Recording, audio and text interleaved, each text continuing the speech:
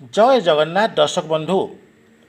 Madhubabu pension 3000 टंका भत्ता केबे मिलिबो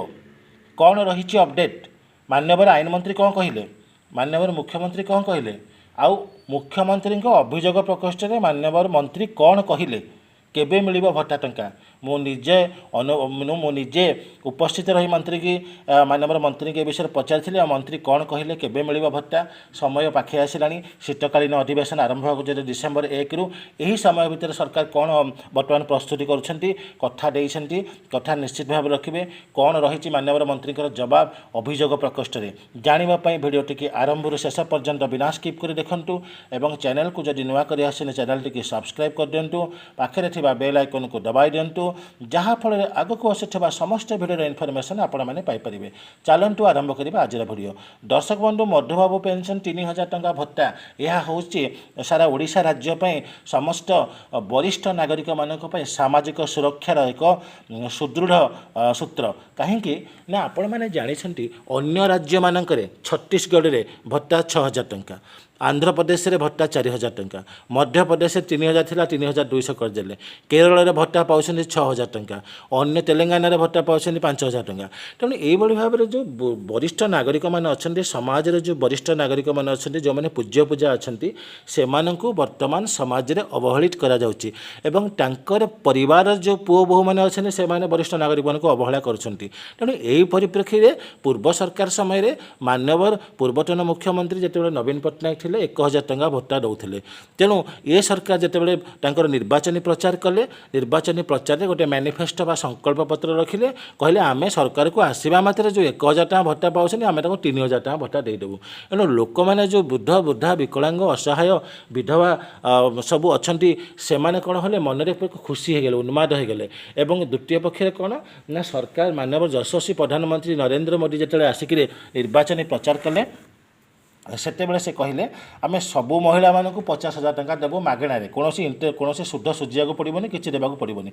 तेणु सबू महिला मैंने एकदम उन्माद हो खुशी हो गले सब बुढ़ बुढ़ा विकलांग मैंने खुशी हो कहले आम निश्चित भाव में बीजेपी सरकार को भोट देके जिते आणबू जहाँफल आम 1000 टंका जगह 3000 टंका आहरी 2000 टंका एक्सट्रा पाइले आम खुशी कलाटीपात करूँ किंतु सरकार सीना कथा देदेले किंतु जीतीगला सरकार स्वर बदलीगला सरकार कले कौन आपण मैंने जानते कौन कले 80 वर्ष अधिक लोक 3500 देले 80% अधिक लोक मान 3500 टका देले 60 वर्ष अधिक लोक मान ठकीदेले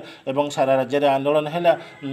राजरास्तार आंदोलन है विरोधी दल विधानसभा गर्जन कले विरोधी दल बीजेडी विभिन्न गाँ गाँ बुली सरकार भत्ता 3000 टका आंदोलन कले जिते चारिपटु आंदोलन है से सरकार तरफ माननीय आईन मंत्री माननीय जो आम अबकारी विभाग मंत्री माननीय पूर्त विभाग मंत्री श्रीजुत पृथ्वीराज हरचंदन महोदय तीन थर कहले कि आम 3000 टंका भत्ता खूब शीघ्र देदेबू बुद्धिजीवी सम्मेलन में कहले बालुगाँ मीटिंग रे कहले भुवनेश्वर मीटिंग रे कहले जिते सेप्टेम्बर 22 तारिख में एक निशामुक्ति आंदोलन अनुष्ठित होता से निशामुक्ति आंदोलन पर सारा राज्य में माराथन अनुष्ठित होता एवं यही माराथन में माननीय मुख्यमंत्री निजे भाग नहीं कलिंग स्टाडियम दौड़ी दौड़ी से अर्जुन चा दुकान में मे फेयर छक निकटस्थ अर्जुन चा दुकान में चा पीते चा पीवा अवसर जड़े महिला मुख्यमंत्री को अनुरोध करते कि 3000 टंका भत्ता आप बढ़ाई दिंटू मुख्यमंत्री से कही आउ अल्प दिन अपेक्षा कर आ 3000 टंका भत्ता तुमको मिलिया जाऊँगी तेणु आईन मंत्री कथा को मुख्यमंत्री मोहर मारिदेले तापर आपण मैंने जानते माननीय उपमुख्यमंत्री से जो केबी सिंहदेव कहले कि आम जहाँ प्रतिश्रुति देचु ताकू अक्षर अक्षर पालन करूँ तापर बीजेपी सभापति मनमोहन सिंह कहले आम जहाँ प्रतिश्रुति देचु अक्षर अक्षर पालन करूँ तापर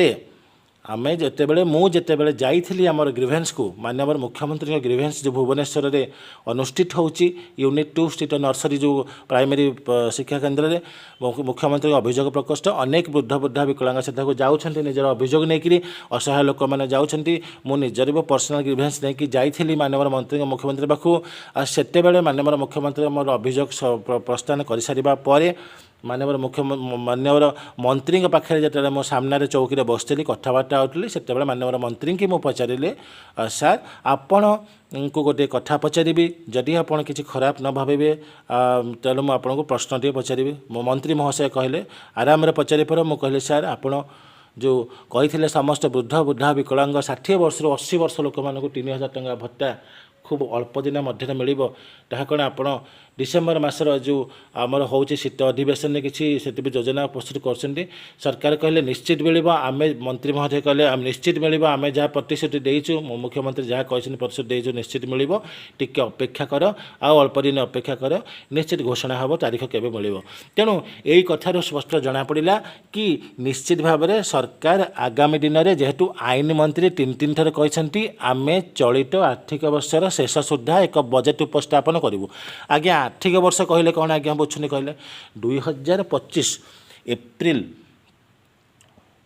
2025 एप्रिल 1 रु आरंभ कर 2026 जनवरी 31 पर्यंत गोटे आर्थिक वर्ष यही आर्थिक वर्षर शेष सुधा एक बजेट उपस्थापन हम आज्ञा आर्थिक वर्षर शेष सुधा बजेट उपस्थापन हम माने विधानसभा हम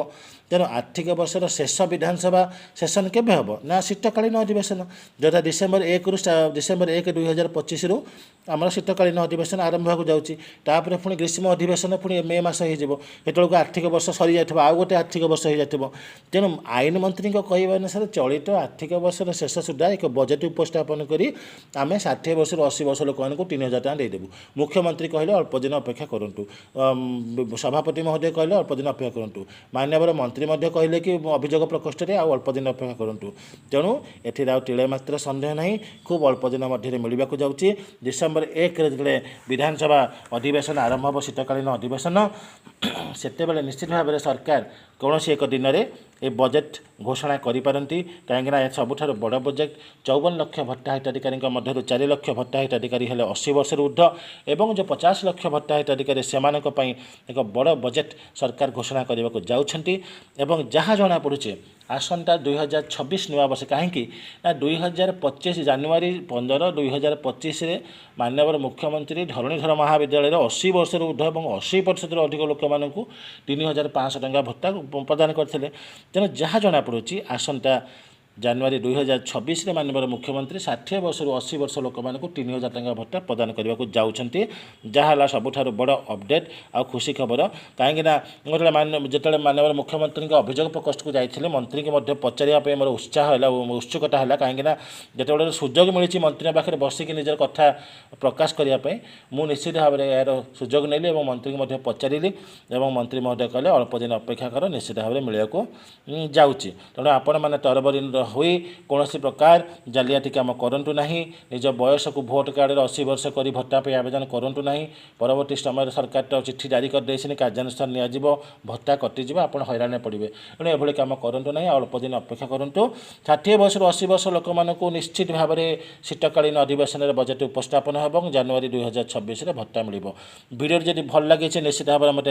वीडियो टी लाइक करदे चैनल टी सब्सक्राइब करदे पाखे बेल आइकन को दबाईदेवे एवं मते जदि किसी सपोर्ट करने को चाहते निश्चित भाव में मते आपण सपोर्ट करें। रहुची जय जगन्नाथ।